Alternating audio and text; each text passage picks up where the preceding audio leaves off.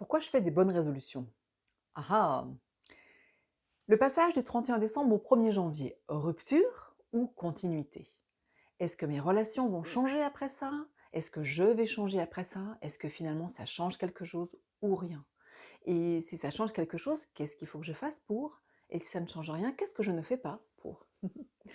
Nous le savons, le calendrier, finalement, c'est le temps chronologique, le temps qui se mesure, le temps de la rotation des planètes, notamment celle de la Terre, qui commence au 1er janvier et qui se termine au 31 décembre.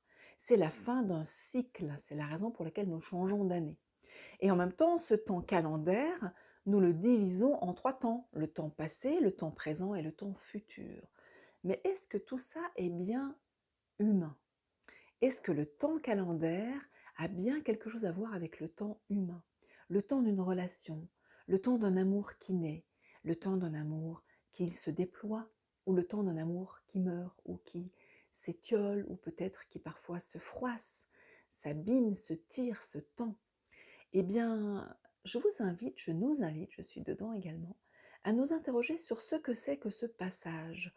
Ce passage qui est symbolique, bien sûr, puisque nous changeons d'année universellement, et en même temps, c'est une invitation à méditer sur ce que c'est que le temps hors du calendrier, le temps pour moi, le temps des actions internes, pas les actions du faire, de l'agitation dans le faire. Moi, par exemple, le 31 décembre, je l'utilise la plupart du temps pour justement méditer et expérimenter le passage du temps. Voilà, ralentir, sentir à travers le passage du temps calendaire, le passage de mon temps à moi, avec parfois le souvenir du passé, la trace presque tout à fait vivante de je viens de vivre ça, j'ai aimé ça, cette année j'ai vécu ça, tiens, finalement j'aurais aimé vivre ça. Et puis également ce temps dans le temps arrêté de la méditation, ce temps où je peux, par exemple, moi, expérimenter l'impatience, me dire mais où est-ce que j'en suis? Est-ce que je médite le temps que j'avais choisi? Et puis je sens une agitation mentale, une agitation corporelle, une agitation émotionnelle. Et par rapport à tout ça, qu'est-ce que je peux faire? Alors voilà, j'avais envie de vous livrer ça parce que pour moi, la relation à l'autre, elle passe d'abord par la relation à soi, c'est-à-dire le temps que j'accorde à ce que je désire profondément. Et mon désir profond, il s'accorde avec le kairos, qui n'est pas le chronos.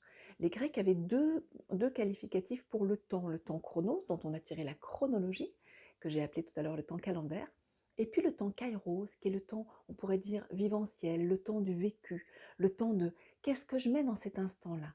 Et puis évidemment, vous l'avez compris, dans la méditation à laquelle je nous invite à aller voir du côté du kairos, aller en écoute, aller écouter ce que ça me fait vivre, cette agitation, ou peut-être cette tranquillité.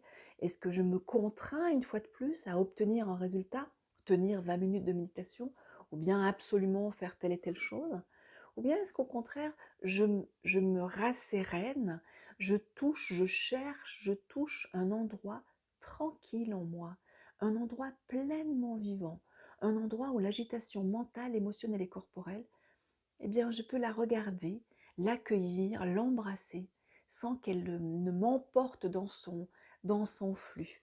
Voilà mon invitation pour ce passage, passage méditatif, passage méditant, avec le vœu que je vous partage d'avoir de très belles relations durant cette année 2021 qui va commencer dans quelques heures, et de manière plus générale, que vous trouviez, que nous trouvions, nous trouvions la forme qui est la nôtre dans les contraintes qui sont les nôtres aujourd'hui.